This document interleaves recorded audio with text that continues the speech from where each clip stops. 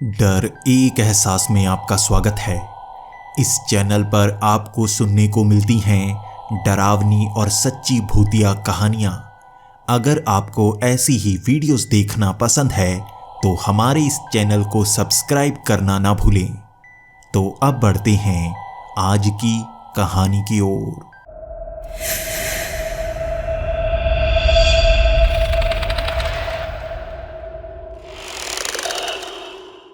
Hello दोस्तों, मेरा नाम जॉर्ज है और मैं कैलिफोर्निया के सैन जोस शहर का रहने वाला हूँ।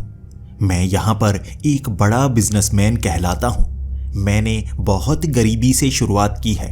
मैं अनाथ था। उस समय मैं सड़कों तक पर सोया करता था। मुझे कोई काम नहीं मिल पा रहा था और मैं दर बदर भटक रहा था। उसके बाद मैंने प्रॉपर्टी डीलिंग का काम शुरू किया। जो पैसे बचे थे कुछ दोस्त बनाए, उनके साथ काम किया और धीरे धीरे बढ़ता गया। मैं ऐसे घर खरीदता जो बहुत ज़्यादा सस्ते मिल रहे हों और उन्हें महंगा बेचता। कई बार घर खरीदने के लिए मुझे चालाकी भी दिखानी पड़ती। काम करने के लिए ये सब तो करना ही पड़ता है। कई घरों में जहाँ गैरेज नहीं होते वो घर बहुत ज़्यादा सस्ते मिल जाते हैं और ऐसे घरों को खरीदो, बाद में गैरेज बनवाओ और बहुत ज़्यादा महंगा बेच दो। मैं अब काफ़ी पैसे कमा चुका हूँ, लेकिन इस पैसे कमाने में मुझे बहुत दिक्कतों का सामना भी करना पड़ा। कभी कभी मुझे सख्त कदम भी उठाने पड़े। कई घर जो मुझे पसंद थे, मैं जानता था उनमें से बहुत ज़्यादा पैसा कमाया जा सकता है, लेकिन वो घरों के मालिक अपने घर बेचना नहीं चाहते थे। इसीलिए मुझे चालाकी दिखानी पड़ी। उन घरों में भूतों को साबित करना पड़ा, उन्हें दिखावा करना पड़ा। वो उस घर को छोड़कर भाग गए और इस तरह मुझे वो घर सस्ता मिल गया। बाद में मैंने वो घर महंगा बेच दिया। बहुत लोगों के साथ चालाकी दिखाई और किसी को कुछ समझ आता ही नहीं। बहुत तेज दिमाग है मेरा और पैसे कमाने के लिए ये सब तो करना ही पड़ता है। मुझे कोई दुख भी नहीं है। मैं पिछले 15 सालों से ये काम करता आ रहा हूँ और सैन जोस में हर इलाका मुझे पता है। मुझे पता है कहाँ सस्ते घर खरीदे जा सकते हैं, लेकिन अब सरकार ने नया नियम ला दिया है जिस कारण मेरा मार्जिन बहुत ज़्यादा कम हो गया है। मैं सोच रहा हूँ सैन जोस से थोड़ा बाहर निकल लूँ। अलाटा हमारे पास ही ये शहर पड़ता है और ये धीरे धीरे बहुत ज़्यादा बड़ा हो रहा है। मैंने सोचा हुआ है कि मैं इस शहर में जाऊंगा, कोई अच्छा सा घर देखूंगा और चालाकी से उसे सस्ता करवा लूँगा, फिर खुद उसमें रहना शुरू हो जाऊंगा। मैं जैसे ही अलाटा शहर में पहुंचा, वहां हर जगह देखने लगा था। मैं बाजार देखने लगा था, मैं ब्लॉक्स, स्ट्रीट्स देखने लगा था ताकि कोई घर मुझे पसंद आ जाए। एक घर मुझे अंत में पसंद आ भी गया। वहां पर एक जोड़ा रहा करता था। बूढ़े थे दोनों, इसलिए उन्हें उस घर से भगाया जा सकता था, डराया जा सकता था। मैं सीधा उनके घर में पहुंच गया क्योंकि उनके घर के बाहर एक कबाड़ वाली गाड़ी पड़ी थी। उस गाड़ी का बहाना लगाकर मैं उनके घर के अंदर गया। पहले मैं उस बूढ़े आदमी से बात करने लगा और उसे कहने लगा, ये गाड़ी बहुत अच्छी है, मैं इसे खरीदना चाहता हूँ।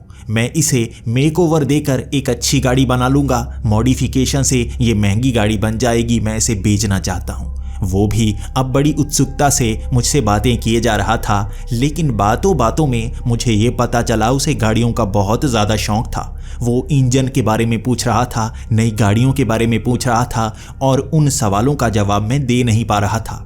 मेरा शौक़ कभी गाड़ियों में रहा ही नहीं। ये तो बस एक तरकीब थी उनके घर के अंदर जाकर उनसे बात करने की। लेकिन इतनी बातों में मैं ये समझ गया था वो भूतों से बिल्कुल नहीं डरते, बल्कि वो तो चालाक इंसानों से डरते हैं। उन्हें समझ आ गया था मैं झूठ बोल रहा हूँ और यहाँ किसी और कारण से आया हूँ। अंत में मुझे अपनी सच्चाई भी बतानी पड़ी। मैं आपका ये घर चाहता हूँ और वो भी सस्ते में। आपको ये घर मुझे बेचना ही होगा, वरना मैं इतना परेशान करूँगा कि आप इस घर को मुफ्त में ही छोड़कर भाग जाएंगे। मुझे पैसों की ज़रूरत थी, इसलिए थोड़ा बुरा बनना पड़ा। मैं भी क्या करता। ये घर मुझे सस्ते में चाहिए था और मैं इसे बेचना भी नहीं चाहता था। मैं इसमें रहना चाहता था। अगर मैं नए शहर में आया हूँ तो मुझे सबसे बढ़िया वाला घर चाहिए और ये बूढ़े किसी छोटे से घर में भी रह सकते थे। इतना अच्छा घर तो मेरे पास होना चाहिए। बाहर छोटा सा पूल भी बना हुआ था, लेकिन वो मान नहीं रहे थे। वो इसे बेचना ही नहीं चाहते थे। इसके बाद मैंने उन्हें परेशान करना शुरू कर दिया। मैं कुछ लोगों को पैसे दे चुका था। वो बार बार उनके घर के बाहर कचरा फेंक जाया करते, जिसे साफ करवाने में उन्हें बहुत ज़्यादा परेशानी होती। कभी कभी आसपास के पेड़ों के जो पत्ते एक तरफ इकट्ठे किए हुए होते, मैं उसे उनके घर के आसपास जैसे बिखेर देता। उसे सफाई करने में उनका बहुत सारा समय निकल जाता। मैं ये घर चाहता था, इसलिए मुझे हर तरकीब को अपनाना पड़ा। इसके बाद उस बूढ़े आदमी ने मुझे घर के अंदर बुला ही लिया और वो कहने लगा, तुम्हें लगता है ये घर ज़रूर ही चाहिए, लेकिन हम बूढ़े और कहीं नहीं जा सकते। हम कब के यहीं रह रहे हैं। तुम्हारे लिए एक और सौदा है। मेरा एक घर ब्लॉक 7 में है। एक बार देखाओ, अगर तुम्हें वो घर पसंद ना आए तो ये घर ले लेना, लेकिन मैं मानता हूँ उस घर को देखोगे वो तुम्हें पसंद आ ही जाएगा। सस्ते में मैं वो घर बेचने को तैयार हूं, अगर तुम उसे लेने को तैयार हो जाओ। उसने बात तो अच्छी की थी, वैसे भी देखने में मेरा क्या जाता है। ब्लॉक 7 में देख आता हूं। शहर के बाहर वो नया ब्लॉक बना हुआ था। उस स्ट्रीट को अभी अच्छी तरह से बनाया जाना था, लेकिन वहां बहुत सारे घर बने हुए थे। मैं जैसे ही वहां पहुंचा, वो घर देखकर मेरी आंखें खुली की खुली रह गई थी। देखने में घर गंदा जरूर लग रहा था, लेकिन आलीशान घर था। और दरवाज़ा खोलकर जब मैं उस घर के अंदर गया तो मेरी आंखें और ज़्यादा फट गईं। हर सामान था वहाँ, और वहाँ पर इस तरह से सजाया हुआ था जैसे कोई रईस आदमी यहाँ रहता होगा। उस बूढ़े के पास इतना महंगा घर है तो वो उस घर में क्यों रहता है? ये शायद इस शहर का सबसे सुंदर घर होगा। मैं ये लूँगा, वो टूटा फूटा घर में क्या करूँगा? मैं मान गया था उस बूढ़े ने सौदा तो बहुत अच्छा किया है और ये काफ़ी महंगा घर है, फिर भी वो सस्ते में देने को तैयार था, बिना किसी झगड़े के, बिना किसी लड़ाई के। तो बात बन गई मेरी। मैं सीधा उस बूढ़े के पास पहुंचा और मैं कहने लगा था कि मैं इस घर को खरीदना चाहता हूं, मैं पैसे देने को तैयार हूं, आप कितनी कीमत लगाना चाहते हैं? वो थोड़ी महंगी कीमत लगा रहा था, कम नहीं कर रहा था, लेकिन मुझे घर इतना पसंद आ गया था, मैं तैयार हो ही गया। जल्दी से रजिस्ट्रेशन का काम हुआ और 2 दिनों में ये सारे काम निपटा दिए गए थे। मैं इस घर में शिफ्ट होना चाहता था, मैं इस शहर में बसना चाहता था और उस घर में सीधा सुबह 9 बजे रविवार के दिन में पहुंच गया। ये मेरा पहला दिन था और मैंने ट्रक से अपना सारा सामान उतरवा दिया था। मुझे यहाँ ज़्यादा सामान की ज़रूरत पड़ ही नहीं रही थी। और जब वो लड़के मेरे घर के अंदर उस सामान को रख रहे थे, उस समय मैंने पड़ोसियों को देखा। वो अपनी खिड़कियों से मेरा वेलकम कर रहे थे। हर तरफ से मुझे लोग इशारे किए जा रहे थे और मुझे खुशी हुई। यहाँ आस पड़ोस के लोग बहुत अच्छे हैं, लेकिन कोई भी अपने घर से बाहर नहीं आया था, शायद धूप के कारण। यहाँ जब धूप पड़ती है तो शरीर पर जलन होना शुरू हो जाती है। ऐसा ही है मौसम यहाँ का, इसीलिए लोग धूप में कम ही घूमते हैं और जब सन टैनिंग करनी हो तभी बाहर निकलते हैं। ये शायद इसी कारण बाहर नहीं निकल रहे होंगे, लेकिन हर घर से लोग मुझसे बात कर चुके थे, मेरी तरफ इशारे कर चुके थे। कुछ ने मुझे नमस्ते किया था और कुछ हेलो कर रहे थे। और इसके बाद मैंने सामान अंदर रखवाया, उस ट्रक को वहाँ से भिजवा दिया और मेरे मन में बहुत ज़्यादा खुशी थी। यहाँ पीछे बहुत बड़ा तालाब था, एक तरफ पूरा मेरा गार्डन था, वहाँ पर बहुत सारे झूले लगे हुए थे, पीछे फूल लगे हुए थे, आसपास बहुत सारे पेड़ थे। ये घर भी डबल स्टोरी था और ऊपर वाली मंजिल पर जाने को मन ही नहीं कर रहा था। नीचे ही इतने सारे कमरे थे। नीचे कारपेट सोने रंग का बिछा हुआ था जो आलीशान नज़ारा दिखा रहा था। ऊपर बहुत महंगा झूमर लगा हुआ था, मैं कह सकता हूँ $10,000 का तो वो झूमर ही था।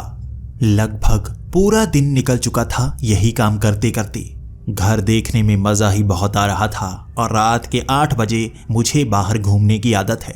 मैं घर के अंदर नहीं रह सकता, मुझे ताज़ा हवा चाहिए जब धूप भी मौजूद ना हो।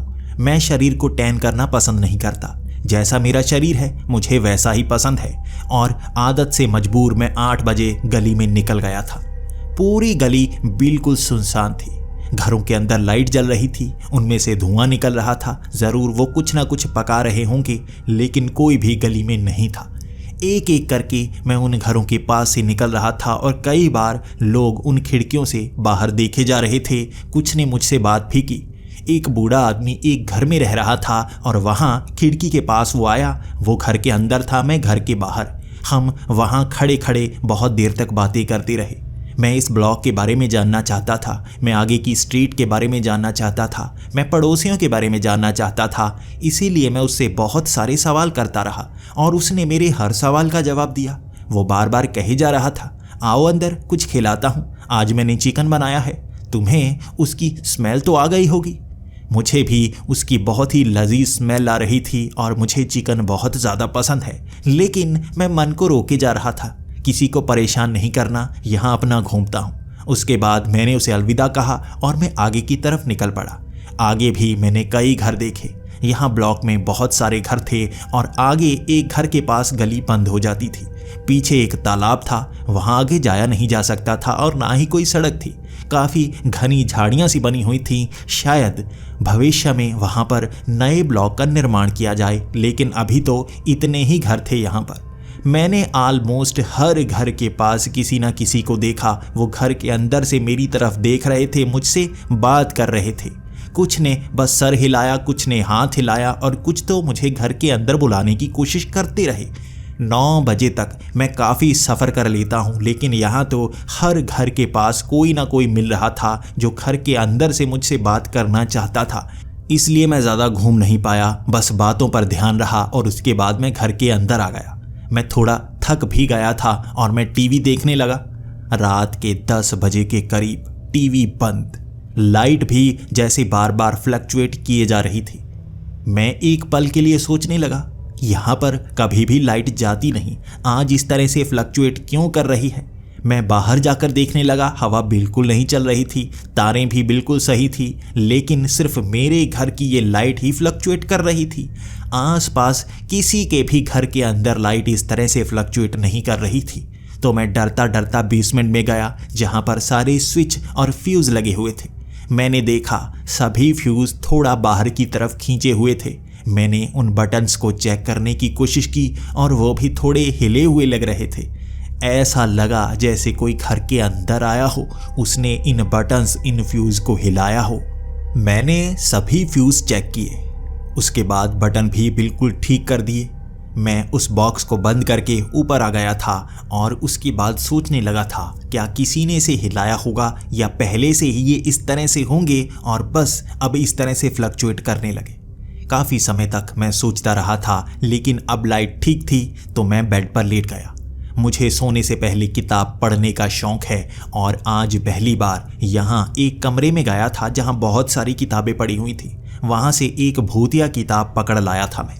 रात को भूतों की कहानियाँ सुनने में जो मज़ा है वो दिन के वक्त नहीं होता, जब आपको नींद भी आ रही हो और भूतों की कहानियों से डर भी लग रहा हो। ना तो पूरी तरह से नींद आती है और ना ही उस कहानी से इतना ज़्यादा डर लगता है।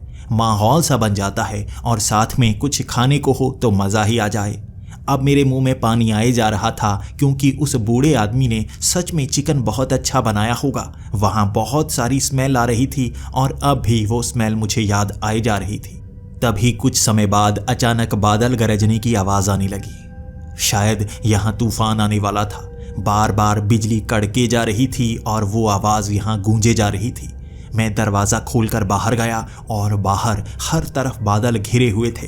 बार बार बिजली कहीं ना कहीं पड़े जा रही थी और दाईं तरफ ही बिजली थी जो बार बार एक ही जगह पर जैसे पड़े जा रही थी।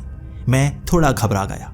इस तरह बाहर निकलो तो कभी आप पर भी बिजली पड़ सकती है, तो बिजली कड़कते समय हमें अंदर ही रहना चाहिए। मैं घर के अंदर चला गया था और खिड़की से बाहर झांकने लगा था।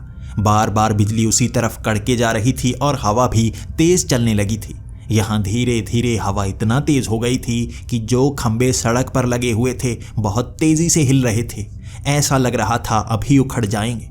यहाँ माहौल डरावना सा बन रहा था और जिस कहानी को मैं पढ़ रहा था उसमें भी एक जंगल की कहानी बताई गई थी जहाँ बहुत ज़्यादा तूफान आता था, बिजली एक ही जगह पर गिरती रहती थी।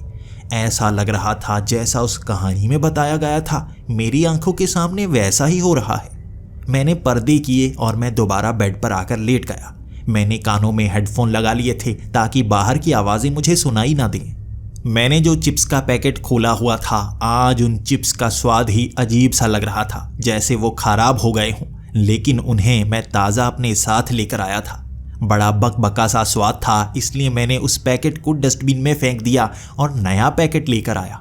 उस पैकेट में जो चिप्स निकले उनका स्वाद भी वैसा ही था। आज खाने में मज़ा ही नहीं आ रहा था और मैंने डिनर किया ही नहीं था, तो भूख लगनी चाहिए। भूख भी सही से नहीं लग रही थी, लेकिन मैं बिना खाए कभी नहीं सोता, तो ये बेस्वाद चिप्स ही मुझे खाने पड़े और मैं लगभग 2 पैकेट खा गया और उसके बाद मुझे थोड़ी थोड़ी नींद आने लगी और मैं सो गया। सुबह 9 बजे उठा था मैं। अमूमन मैं 6 बजे उठ जाता हूँ, लेकिन आज 9 बजे तक नींद आती रही थी, मुझे होश ही नहीं रहा। कभी कभी आधी रात में भी मेरी नींद खुल जाती है, लेकिन यहाँ पर शायद नींद इतनी अच्छी आई थी कि खुली ही नहीं। 9 बजे मैं हड़बड़ा कर उठा था। मैं सोच रहा था आज आस पड़ोस के लोगों के साथ बात करूंगा। यहाँ और भी घर होंगे जो सस्ते में बिक रहे होंगे और यहाँ आस पड़ोस के घर बहुत ही सुंदर थे। अगर मैं उन्हें सस्ते में खरीद पाया तो बहुत ज़्यादा मुनाफा कमा पाऊंगा। इसलिए मैं घर के बाहर निकला और पड़ोसियों को देखने लगा। यहाँ सुबह की सैर करने के लिए कोई तो बाहर निकला होगा। कोई बाहर नहीं था। यहाँ घरों के बाहर कोई निकलता ही नहीं, बिल्कुल शांति पड़ी हुई है। मैं सामने वाले घर के पास गया, बेल बजाने लगा। वहाँ बूढ़े आदमी ने वो दरवाज़ा तो खोला, लेकिन वो बाहर नहीं आया। मुझे इशारा करने लगा, अरे आप आइए अंदर, बात करते हैं। मैं उसके घर के अंदर चला गया और सोफे पर बैठ गया।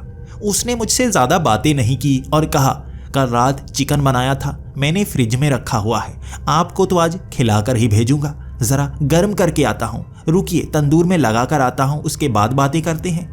उसने वो चिकन फ्रिज से निकाला और उसके बाद तंदूर में लगाकर मेरी तरफ आ गया।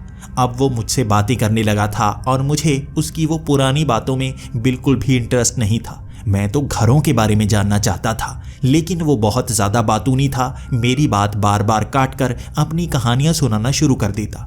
मैं बहुत ज़्यादा परेशान सा होने लगा था, लेकिन तभी उसने कहा, वो चिकन तैयार हो गया है, मैं तुम्हें खिलाता हूँ। वो चिकन तंदूर से निकाल कर लेकर आया, मेरे सामने रख दिया।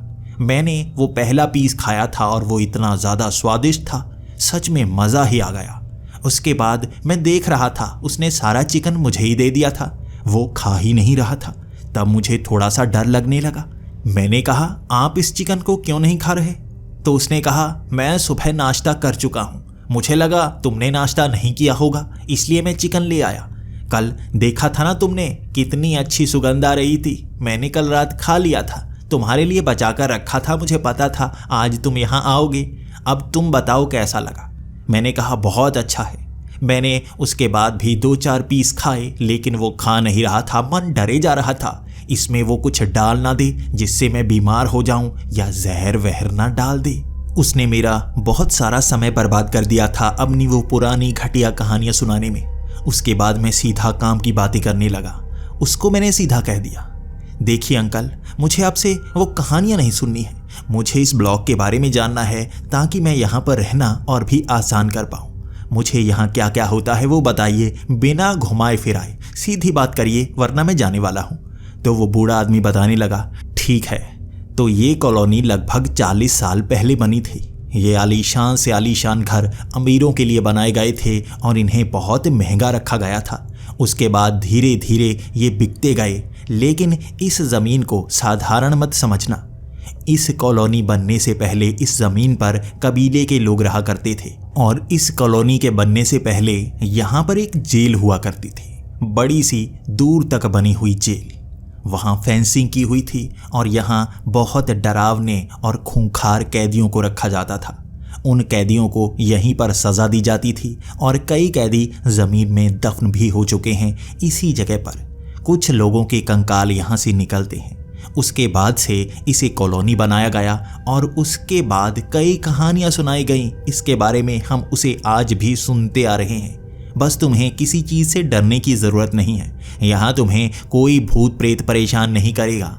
बस ध्यान रखना उस औरत का जो रात को निकलती है वो अंधी है, उसने अपनी आँखों पर पट्टी बांधी हुई होती है, उससे बचकर रहना। उसने मजाकिया से अंदाज में कहा था और मैं उसकी बात पर हंसने लगा था।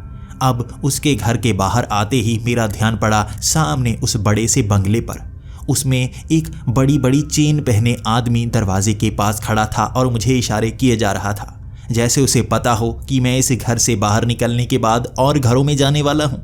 उसने मुझे इशारा किया था तो मैं भी उसके पास गया। दरवाजे के पास खड़ा होकर मैं उससे बातें करने लगा और वो बार बार कहे जा रहा था, आओ घर के अंदर आओ, यहाँ तुम्हें चीज़ें दिखाता हूँ। घर के अंदर बहुत महंगी महंगी चीज़ें हैं, मैंने बनवा रखी हैं। तुम मुझे ऐसी महंगी चीज़ों के शौकीन लगते हो, इसलिए तुम्हें अपना घर दिखाता हूँ। इसके बाद मैं उसके घर के अंदर गया और वो मुझे एक एक कमरा दिखाने लगा।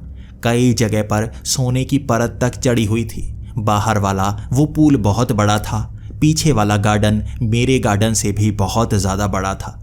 इसके बाद हम सोफे पर बैठे बातें करते रहे और मैं उससे पूछना चाहता था, क्या आप अपना ये घर बेचना चाहते हैं? मेरी ये बात सुनकर वो कुछ समय के लिए सन्न हो गया था। बेचना चाहता हूँ? मैं इसे कभी बेच नहीं सकता, मैं हमेशा के लिए यहीं पर रहूँगा। उसके बाद मैं अब उससे घुमा फिरा कर बातें कर रहा था। मैं काफ़ी ज़्यादा पैसे दिलवा सकता हूँ, इतने पैसे आपको कोई नहीं दिलवाएगा। इस घर को खरीदने वाले बहुत लोग होंगे और मैंने सुना है इस घर में भूत रहते हैं। आपको नहीं पता? मैंने सुन रखा है। वहाँ सामने वाले भी कह रहे थे इस घर में भूत है, लेकिन जो लंबा सा आदमी यानी कि आप यहाँ पर रहता है वो भूतों से नहीं डरता। जिस दिन भूत उस पर हमला करेंगे तब पता चलेगा। मैं उसे डराना चाहता था, लेकिन भूतों की बात सुनकर उसके चेहरे पर मुस्कान आ गई थी और वो हंसता हंसता हुआ कहने लगा था, अरे भूत यहाँ पर? तुम्हें उन पर यकीन है? यहाँ जितने भी पड़ोसी हैं बहुत अच्छे हैं, हमारी तरह ही है। वो भूतों की बात कर ही नहीं सकते। तुम झूठ बोल रहे हो। मैं झूठ नहीं बोल रहा, मैं सच बोल रहा हूँ। वो बूढ़े आदमी ने कहा था यहाँ भूत रहते हैं। तो वो मुस्कुराते हुए कहने लगा, देखो झूठ मत बोलो, उस बूढ़े को बदनाम मत करो, मैं उसे जानता हूँ। और कोई काम की बात करनी है तो करो। मैं जान गया था वो मेरी बातों पर यकीन नहीं कर रहा, वो भूतों पर यकीन नहीं करता। अब उसे किसी और तरकीब से फंसाना पड़ेगा। मुझे ये बंगलो पसंद आ गया था और इसे बेचकर मैं मोटी कमाई कर सकता था। इसके बाद मैं उसके घर से बाहर निकला। उसने पीछे से आवाज़ लगाकर कहा, ये पूरा ब्लॉक बहुत अच्छा है, बस रात को निकलने वाली उस अंधी औरत से बचकर रहना, आंखों पर पट्टी होती है उसके। मैं उससे ये बात सुनकर हैरान हो गया था। ये वो दूसरा आदमी था जिसने उस अंधी औरत के बारे में कहा था और ये थोड़ा सीरियस होकर कह रहा था। इसकी आंखों में थोड़ा सा डर था। ये भूतों से नहीं डरता, लेकिन उस बूढ़ी औरत से क्यों डरता है? आज रात देखूंगा। यहाँ बादल कल रात से बहुत ज़्यादा छाए हुए थे। बादल छंट ही नहीं रहे थे, लेकिन अब बिजली नहीं कड़क रही थी, रोशनी ठीक ठाक थी, सूरज नजर नहीं आ रहा था, लेकिन फिर भी हवा काफ़ी तेज चली जा रही थी। इसके बाद मैंने सोचा मैं बाहर जाकर कुछ सामान लेकर आता हूँ। इस ब्लॉक में पड़ोसियों से बाद में ही बात करूँगा। खाने पीने का कुछ अच्छा सा सामान लेकर आता हूँ। और मेरे वो चिप्स, उनका स्वाद खराब हो गया है, इसलिए नए चिप्स लेकर आने ही होंगे। मैं अब चलकर उस कॉलोनी से बाहर निकलने की कोशिश कर रहा था, लेकिन उस बोर्ड के पास पहुंचते ही मैंने देखा बाहर वाली सड़क के पास दो लोग बड़ी बड़ी बंदूकें लेकर इधर उधर फायर किए जा रहे थे। वो कुछ लोगों पर फायर कर रहे थे, गाड़ियों पर फायर कर रहे थे, आते जाते लोगों पर भी फायर करने की कोशिश कर रहे थे, जिससे मैं बहुत ज़्यादा डर गया। मैं जानता था जब कोई इस तरह से पागलों की तरह गोलियां चलाए जा रहा हो तो आप पर भी हमला कर सकता है। मैं पीछे की तरफ भाग लिया था। मैं जल्दी से घर के अंदर छिप गया। मुझे लगा ये कोई टेररिस्ट अटैक ना हो। मैं जानना चाहता था तो मैंने टीवी लगाया, लेकिन टीवी पर जैसे सिग्नल आ ही नहीं रहे थे, क्योंकि डिश काम नहीं कर रही होगी, ऊपर बादल बहुत ज़्यादा थे। उसके बाद मैंने फ़ोन लगाने के बारे में सोचा, लेकिन फ़ोन डेड हो चुका था, उस पर रिंग आ ही नहीं रही थी। इसे ठीक करवाना होगा। यहाँ इंटरनेट भी नहीं था, तो मैं आस पड़ोस के लोगों के पास भी नहीं जा सकता था इंटरनेट चलाने के लिए। बाहर से दूर वो गोलियों की आवाज़ अब भी आई जा रही थी जो मुझे डराए जा रही थी। मैं घर के सारे दरवाजे अच्छी तरह से बंद कर चुका था और मैंने ठान लिया था चाहे कुछ भी हो जाए, घर से बाहर बिल्कुल नहीं निकलूंगा। मैं शाम तक घर के अंदर ही छिपा रहा था। वो गोलियों की आवाज़ लगभग 3 बजे ही आना बंद हो गई थी। ज़रूर वहाँ पर पुलिस भी आई होगी, आर्मी वाले भी आए होंगे और उन्हें पकड़कर लेकर गए होंगे। वो गैंगस्टर भी हो सकते हैं और आतंकवादी भी हो सकते हैं। वो किस तरह से गोलियां चलाए जा रहे थे। इसके बाद मैं लगभग 6:30 बजे घर से बाहर निकला। मैं चेक करना चाहता था क्या वहाँ पर कुछ हुआ है। मैं चलकर ही उस तरफ जा रहा था और मैंने देखा यहाँ कोई भी घर से बाहर नहीं निकला हुआ था। यहाँ कैसे लोग हैं, घर से बाहर निकलते ही नहीं, कभी नजर आते ही नहीं। ये सामान कहाँ से लाते होंगे अगर घर से बाहर नहीं निकलते? इस सवाल का जवाब अब किसी से तो पूछना ही होगा, लेकिन पहले बाहर जाकर चेक करके आता हूँ। मैं अपने ब्लॉक से बाहर निकला था। उसके बाद सामने जहां पर पहले गोलियां चल रही थी वहां पर फेंसिंग की हुई थी। कंटीली तारें चारों तरफ लगाई हुई थी ताकि किसी भी ब्लॉक का आदमी बाहर ना निकल पाए। मैं थोड़ा आगे गया तो मैंने कुछ आर्मी वाले लोग देखे, वो वहीं पर खड़े थे। मैंने उनसे बात की, आखिर क्या हुआ? तो उन्होंने कहा, यहाँ इस ब्लॉक की हिफाजत के लिए हम खड़े हैं। यहाँ कुछ गैंगस्टर बार बार गोलियां चलाए जा रहे हैं, वो कई लोगों को मारे जा रहे हैं। आप भी इस ब्लॉक से बाहर नहीं निकल सकते, जल्दी से अंदर चले जाइए। इस ब्लॉक की सुरक्षा हम कर रहे हैं, अंदर आप रह सकते हैं, लेकिन बाहर किसी को भी भेजने की अनुमति नहीं है। अब मैं आर्मी वालों से बहस नहीं कर सकता था, तो मैं पीछे मुड़ आया। अब मैं घर के अंदर भी जाना नहीं चाहता था और किसी से बात तो करना ही चाहता था। मैं पीछे वाले घर में उस औरत के पास गया और उसके घर के बाहर बेल बजाई। मैं उससे जानना चाहता था कि यहाँ पर हो क्या रहा है। वो सही लग रही थी क्योंकि वो बूढ़ा और वो अमीर आदमी थोड़े से टेढ़े लग रहे थे। जैसे ही मैंने बेल बजाई वो औरत बाहर की तरफ नहीं आई बल्कि दरवाजे पर खड़ी हो गई। ये भी काफ़ी परेशानी वाली बात थी, कोई बाहर क्यों नहीं आ रहा। उसने मुझे घर के अंदर बुलाया और मैं घर के अंदर चला गया। पहले तो हम में और बातें हुई। मैं अपने इस घर की बात करता रहा और वो भी मुझे वेलकम करने के लिए अपनी कहानियां सुनाती रही। उसके बाद मैं सीधा पॉइंट पर आ गया। यहाँ कोई घर से बाहर क्यों नहीं निकलता? क्या यहाँ पर कोई परेशानी है? बाहर निकलने में हर कोई डरता क्यों है? वो कुछ समय के लिए चुप हो गई थी और फिर उसने कहा, इसका जवाब तुम्हें जल्द ही मिल जाएगा, मैं बता नहीं सकती। मैंने कहा, बता नहीं सकती? क्यों? आप क्यों नहीं बता सकती? आपको बताना चाहिए ताकि मुझे भी पता चले। यहाँ पहले तो बाहर गैंगस्टर्स ने किस तरह से गोलियां चलाई मैं देखकर हैरान हो गया, और उसके बाद यह पता चला कि यहाँ लोग बाहर ही नहीं निकलते। मेरे लिए तो डर वाली बात है, आप बताइए कुछ। तो उसने कहा, गोलियों वाली बात साधारण है, लेकिन उसके सिवा भी यहाँ कोई बाहर नहीं निकलता। उसका जवाब तुम्हें खुद ढूंढना होगा। उससे मैं बातें किए जा रहा था और समय बीता जा रहा था। अब भी बादल छंटे नहीं थे और जैसे ही शाम होना शुरू हो गई बिजली गरजनी शुरू हो गई थी। वहां बाहर से बिजली की कड़कड़ाहट की आवाज़ गूंजे जा रही थी और मैंने सोचा जल्दी से घर की तरफ निकलता हूँ, बाद में मुझे सैर के लिए भी आना है, तब तक शायद बादल छट चुके होंगे। उसके बाद उसे अलविदा कहकर मैं अपने घर की तरफ आ गया, लेकिन पीछे से उसने आवाज़ लगाई, ध्यान रखना, रात के वक्त वो अंधी औरत जिसकी आंखों पर पट्टी बंधी होती है, उससे बचकर रहना। उसने भी ये कहा था और अब मेरे मन में बैठ गया था, कौन सी बूढ़ी औरत जिसकी आंखों पर पट्टी बंधी होती है? कौन है वो? उसके बारे में जानना तो होगा, बाद में पता लगाऊंगा। मैं जल्दी से घर की तरफ निकल पड़ा था क्योंकि मुझे लगा कि शायद मुझे कुछ ना कुछ खाना होगा। पूरा दिन मुझे भूख ही नहीं लगी थी। मैं बाहर ही रहा था और डरते डरते भी मैं कुछ खा नहीं पाया था, लेकिन अब तो भूख लगनी चाहिए। 2 दिन हो गए थे सही से मैंने कुछ खाया ही नहीं था, बस वो बकबके से चिप्स खाए थे। यहाँ कैसा माहौल है?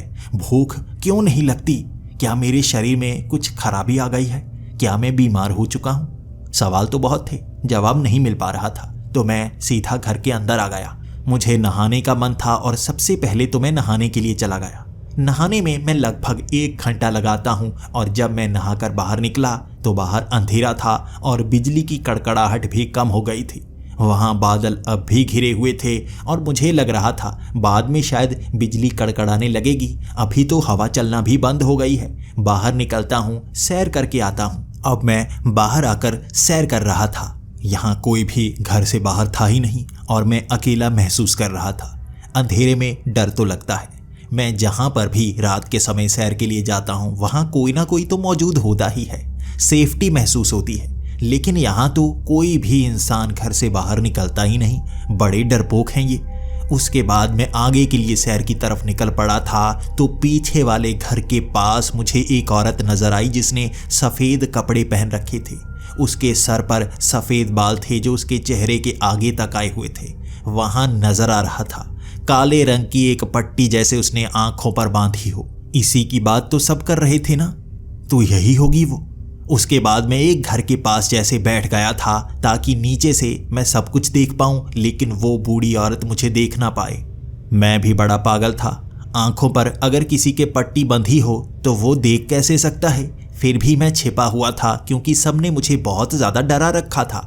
मैंने देखा उस बूढ़ी औरत के हाथ में एक लठ थी जो लोहे की लग रही थी। वो बार बार ज़मीन पर तो मार रही थी लेकिन आवाज़ बिल्कुल नहीं आ रही थी। उसके बाद वो हर घर के दरवाजे के पास जाती, दरवाजे को हाथ लगाती और वहाँ सफ़ेद सा धुआं निकलने लगता। एक एक करके वो हर घर के साथ ऐसा ही कर रही थी और कई लोग उन खिड़कियों से देखे जा रहे थे लेकिन बाहर नहीं निकल रहे थे। उसके बाद धीरे धीरे वो मेरे घर के पास आने लगी।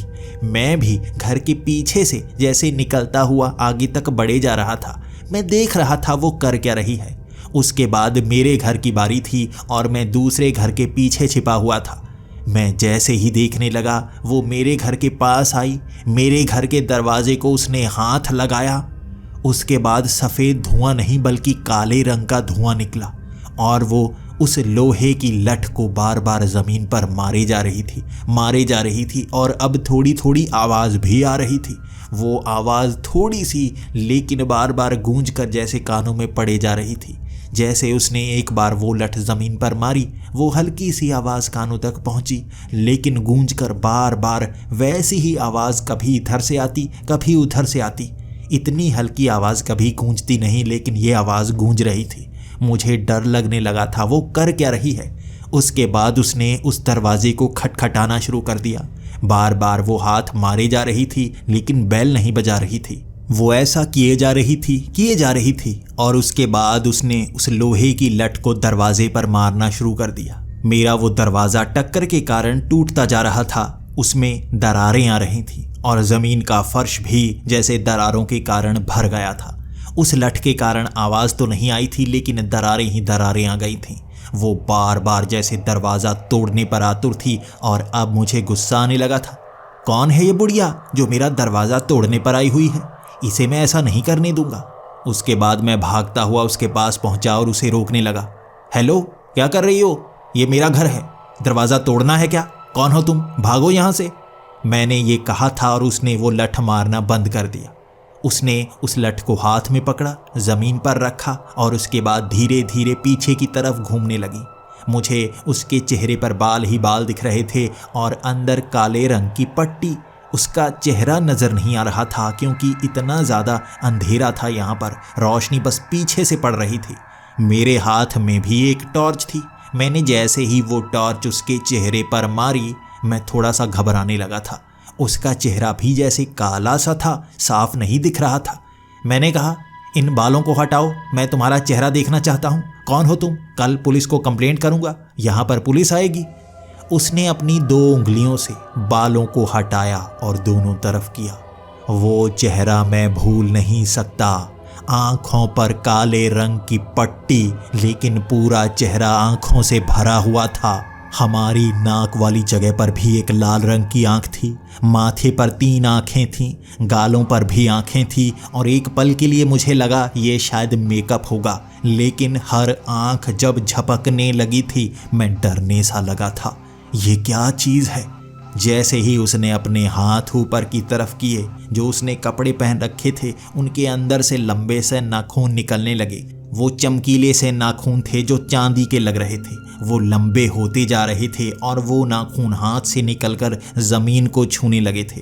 उनका रंग बिल्कुल उस लोहे की लठ जैसा हो गया था और ज़मीन को खुरचती हुई वो आगे की तरफ बढ़ रही थी। वो मुझे पकड़ना चाहती थी लेकिन वो हिल नहीं रही थी बल्कि उड़ती हुई मेरे करीब आ रही थी। मैं उसे बयां नहीं कर सकता। वो उड़ ऐसे रही थी कि एक एक झटके में 1-1 फुट आगे आ रही थी, लेकिन 1 फुट का सफ़र नज़र नहीं आता। आंखें झपकती जैसे वो और करीब आ जाती। मेरे कदम पीछे हटने लगे थे। मैं डरने लगा था। मैं जान गया था ये कोई साधारण औरत नहीं है, इसीलिए यहाँ जितने भी घर हैं सब इससे डरते हैं। मैं पीछे की तरफ भागने लगा था और उसका शरीर बड़ा सा होने लगा था। वो बड़ा शरीर चुड़ैल जैसा हो गया था और उसकी हंसी बहुत डरावनी। उसका बड़ा चेहरा और बड़े बड़े दांत निकल आए थे गर्दन के पास से। उसका जो सर था पीछे की तरफ सट गया था और गर्दन से निकले हुए दांत आगे की तरफ आ रहे थे, वो भी लंबे हो रहे थे। उसके नाखून मेरे पैरों के करीब थे। मैं वहाँ से भागने लगा। मैं जान गया था ये मुझे पकड़ लेगी और यहीं पर दफन कर देगी। मैं भागता गया और कुछ घरों के दरवाजे भी खटखटाए, लेकिन किसी ने दरवाज़ा खोला ही नहीं। शायद वो इस अंधी चुड़ैल से डरते होंगे। उसके बाद मैंने कुछ और दरवाजे खटखटाए और वो मेरा पीछा किए जा रही थी। मैं तेज़ी से भाग रहा था। वो वहीं पर खड़ी खड़ी उड़ती हुई मेरे करीब आ रही थी। ऐसा लग रहा था मैं कोई मूवी देख रहा हूँ जहाँ झटके में सब कुछ बदल रहा है। मैं घूमता हुआ अपने ही घर के पास आ गया था और वो बहुत करीब थी मुझे पकड़ने के लिए। मैं जानता था यहाँ से एक ही घर के अंदर जा सकता हूँ, वो मेरा घर ही है। उसके बाद मैंने अपना वो टूटा हुआ दरवाज़ा खोला और सीधा घर के अंदर। मैंने जैसे ही वो दरवाज़ा लगाया, मेरे दरवाजे पर आई वो हर एक दरार जैसे गायब हो गई थी। मेरा दरवाज़ा बिल्कुल ठीक हो गया था। उसके बाद उसकी लोहे की लठ की आवाज़ उस घर में गूंजने लगी। पहले वो आवाज़ बाहर सुनाई नहीं दे रही थी, लेकिन अब बार बार वो उस लठ को ज़मीन पर मारे जा रही थी और मुझे उस दरवाजे के पास से सफ़ेद धुआं भी नज़र आया था। धीरे धीरे उस लठ की आवाज़ दूर होने लगी। मैं उस खिड़की से बाहर देख रहा था और वो चुड़ैल भी बार बार उन अजीब सी आँखों से मेरी तरफ देख रही थी। उसके सर के पीछे भी आंखें थीं जो उन बालों के अंदर से नजर आ रही थीं। मैंने अंदर से टॉर्च मारी थी उसके चेहरे की तरफ। उसका चेहरा आगे की तरफ भी था, पीछे की तरफ भी था, और ये चेहरा अजीब बस आंखों से ही बना हुआ, और बस जहाँ इंसानों की आंखें होती हैं वहाँ पर काले रंग की पट्टी। वो आगे वाले घरों के पास जाती गई थी, उनके घरों के दरवाज़ों को खटखटाती गई, उस लोहे की लठ को मारती गई और उसके बाद वो आगे की तरफ निकल पड़ी, नज़र आना बंद हो गई। मैं डरा हुआ अंदर सोचे जा रहा था क्या करूं। फ़ोन में लगा नहीं सकता था क्योंकि फ़ोन डेड था। इस ब्लॉक के बाहर कंटीली तारें थीं, यहाँ से बाहर जाया नहीं जा सकता था। कोई भी यहाँ घर से बाहर आता नहीं, और यहाँ अगर खाने का सामान खत्म हुआ तो मैं क्या करूँगा। लेकिन परेशानी ये थी, भूख लगती नहीं, शरीर कमज़ोर नहीं हो रहा था। मेरा शरीर इतने समय से खाना ना खाने के कारण भी कमज़ोर नहीं हुआ था। मुझे एक चक्कर तक नहीं आ रहा था। हो क्या रहा है? मैं पानी तो पीता हूँ लेकिन गला सूखा सूखा रहता है। मैं खाना तो चाहता हूँ, भूख लगती ही नहीं। यहाँ घरों से बाहर कोई आता नहीं। मैं भी अब इस अंधी चुड़ैल के कारण रात को बाहर नहीं निकल पाऊंगा और कल तो मुझे इसका इलाज करना ही होगा। मैं सोने की कोशिश करता रहा था, पूरी रात नींद नहीं आई। मैं समझ नहीं पाया कैसे, लेकिन नींद आई ही नहीं। आंखें मेरी फटी की फटी रहीं। सुबह के 9 बजे मैं घर का दरवाज़ा खोलकर बाहर निकलना चाहता था, लेकिन जैसे ही मैं घर से बाहर निकला, शरीर कमज़ोर सा। उन बादलों से बार बार बिजली कड़कने लगी थी, आंधी चलने लगी थी, हवा बहुत ही तेज़। ऐसा लग रहा था मैं अभी उड़ जाऊंगा, लेकिन मैं यहाँ रुकना नहीं चाहता था। मैं बाहर निकल आना चाहता था। उन घरों की खिड़कियों से लोग मुझे अपने घर के अंदर बुलाने की कोशिश कर रहे थे, लेकिन मैं जाना नहीं चाहता था। हवा तेज़ होती जा रही थी। मैं इस ब्लॉक से बाहर निकलना चाहता हूँ। यहाँ कुछ तो गड़बड़ है। मैं बाहर निकलना चाहता हूँ, अपना इलाज करवाना चाहता हूँ। एक घर के पास हवा इतनी तेज़ हो गई कि मेरे सामने से जैसे चीज़ें उड़ने लगी थी। तभी बिजली गिरी थी सड़क के बिल्कुल ऊपर और मैं डर गया। मैं उस घर के अंदर चला गया और उसका दरवाज़ा पहले ही खुला था। उस घर में एक नया विवाहित जोड़ा रह रहा था और उसने मेरा वेलकम किया, दरवाज़ा लगाया, और मैं रोता रोता कह रहा था, मैं यहाँ से बाहर निकलना चाहता हूँ। यहाँ कुछ गड़बड़ है। मुझे बहुत डर लगता है। रात को मेरा सामना उस अंधी चुड़ैल से हुआ था। वो मुझे मारना चाहती थी। मैं यहाँ नहीं रहना चाहता। मैं इस घर को छोड़ दूंगा। लेकिन वो दोनों मुझे कोई जवाब नहीं दे रहे थे, बस एक दूसरे की तरफ देखे जा रहे थे। उसके बाद उस लड़के ने कहा, आपको अपना शरीर कमज़ोर महसूस हो रहा है जब आप घर से बाहर निकलते हैं? मैंने कहा, अभी तक तो नहीं, लेकिन बाहर आज मैं निकला, इतनी तेज़ हवा चलने लगी, पहले तो नहीं थी। बादल तो थे, लेकिन बाद में बिजली कड़कने लगी, जैसे कोई शक्ति है जो यहाँ से बाहर नहीं जाने देती। वो दोनों फिर से एक दूसरे की तरफ देखने लगे थे और वो लड़का जैसे मुझसे कुछ कहना चाहता था, लेकिन बार बार रुक सा जाता। वो अपना मुंह खोलता, बोलने की कोशिश सी करता, लेकिन अचानक मुंह में ज़बान को दबा लेता। मैं बार बार उससे पूछता रहा, तुम क्या कहना चाहते हो, मुझे बताओ, मुझे बहुत डर लग रहा है। लेकिन वो बता नहीं पा रहा था। अब मुझे यहाँ से बाहर निकलना था। अब यहाँ जब मैं अंदर था, बाहर हवा धीमी हो गई थी, बिजली दोबारा कड़की ही नहीं। अब मैं भागकर इस ब्लॉक से बाहर निकल जाऊंगा। सामने कोई होटल तो होगा, वहाँ रहूंगा, उसके बाद यहाँ से दूर चला जाऊंगा। मुझे यहाँ डर लग रहा है।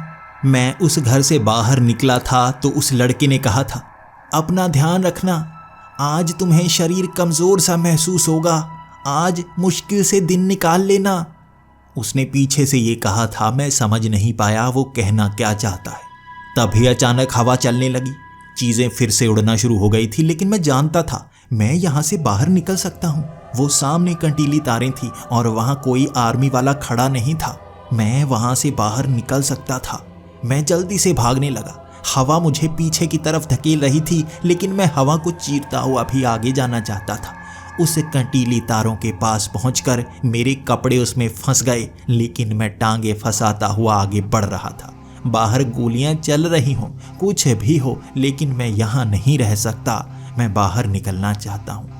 अचानक उन कंटीली तारों के सामने वो सड़क नहीं दिख रही थी, धुंध सी छा गई थी वहाँ पर, और सामने मुझे लाशें ही लाशें नजर आईं। वो लाशें ज़मीन पर पड़ी हुई थी।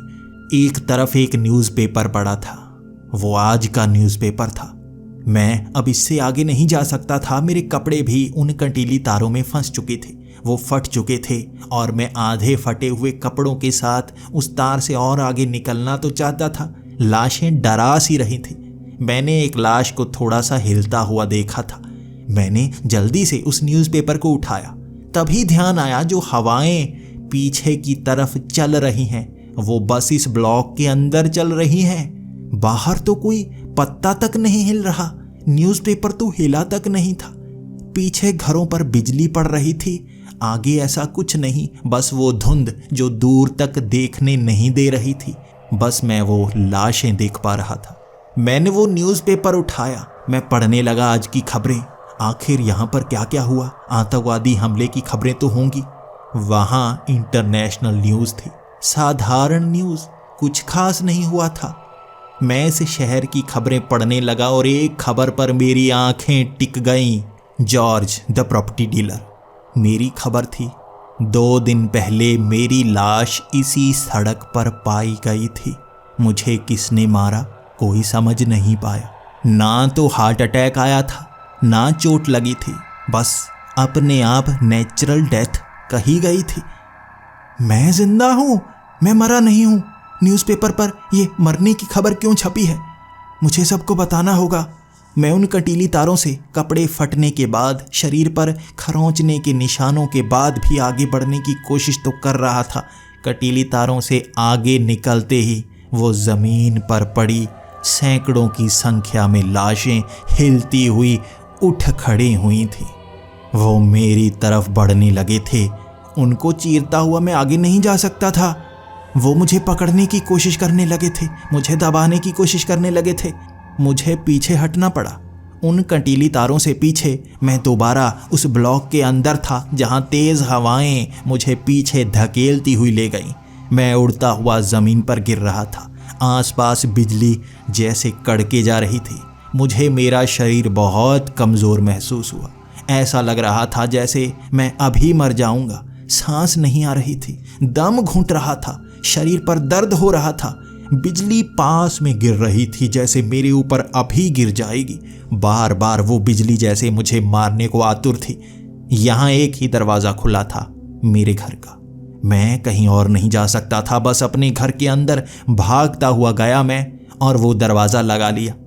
मैंने सोचा था आज नहीं कल निकलूंगा, लेकिन ये सच्चाई नहीं थी। पूरा दिन निकाला मैंने। अगले दिन कोई बादल नहीं थे, लेकिन यहाँ सूरज की रोशनी नहीं थी। ऊपर से जैसे सफ़ेद मध्यम सी रोशनी पड़ रही थी। उसके बाद मैं दरवाज़ा खोलकर बाहर आने की कोशिश तो करता रहा, लेकिन वो परत पार नहीं कर पाया। मैं अपने घर के दरवाजे के बाहर नहीं निकल सकता था। हर कोशिश कर ली मैंने। वहाँ जैसे एक पारदर्शी सी दीवार थी जो बाहर नहीं निकलने देती थी। मैं कोशिश करता रहा खिड़की तोड़कर ही बाहर आ जाऊं। ना मैं उस कांच को तोड़ पा रहा था, ना घर में रखी किसी चीज़ को तोड़ पा रहा था। मैं भी कैदी बन गया था इस घर का, जैसे इस ब्लॉक में सब कैदी हैं। मैं ये तक नहीं जानता मैं जिंदा हूँ या मर गया हूँ। यहाँ आप पड़ोसियों से बात तक नहीं कर सकते। इस घर में बंद रहना पड़ता है। शायद मैं मर चुका हूँ और मेरी आत्मा इसी ब्लॉक में जैसे बंध गई है। क्या चीज़ है, इसका जवाब आज तक ढूंढ रहा हूँ। आज तक बाहर निकलने की कोशिश कर रहा हूँ। इस घर से बाहर आया नहीं जाता। 3 साल बाद मैंने एक ट्रक देखा जो बाहर वाली गली से एक घर के पास रुका था। वो कोई नया आदमी था जो नए घर में आ रहा था। मैं सोच रहा था शायद ये बचने का कोई रास्ता हो, लेकिन मैं घर से बाहर आ ही नहीं पाया। उसके अगले दिन वो पड़ोसियों से बात कर रहा था। इसी तरह चलता हुआ वो मेरे घर के अंदर भी आया था। मन विचलित था, उसे बताना चाहता था यहाँ से चले जाओ वरना यहीं रह जाओगे। मेरी ज़बान जब भी ये शब्द निकालना चाहती वो रुक सी जाती। कोई ऐसी चीज़ उसे मैं बता नहीं पाया। बस एक ही चीज़ बता सकता था, रात को वो बूढ़ी औरत आती है जिसकी आंख पर पट्टी बंधी होती है, उससे बचकर रहना। ये बातें सुनकर वो चिढ़कर मेरे घर से चला गया। मैं जान गया था मैं कैदी हूँ इस घर का, इस ब्लॉक का। ये क्या शक्ति है जो यहाँ सबको रोके जा रही है, और ये नया कैदी है जो कुछ दिनों में अपने घर में बंध जाएगा और हमारी तरह ही बस खिड़कियों से एक दूसरे को झांक पाएगा। अब यही मेरी जिंदगी है। ना मुझे प्यास लगती है, ना मुझे भूख लगती है। इस घर में ही रहता हूँ मैं।